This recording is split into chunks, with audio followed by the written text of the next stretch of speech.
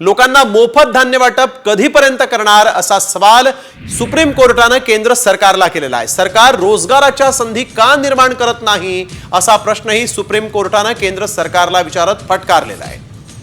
रोजगाराच्या संधी का निर्माण करत नाही असं देखील यावेळेस सर्वोच्च न्यायालयानं विचारलेलं आहे।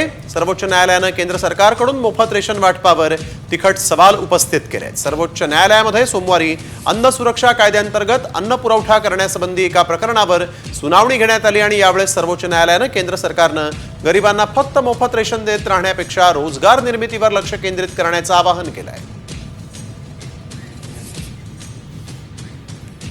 लोकांना मोफत धान्य वाटप कधीपर्यंत करणार अशा शब्दात फटकारलेलं आहे। सुप्रीम कोर्टानं केंद्र सरकारला आता तिखट सवाल केलेला आहे।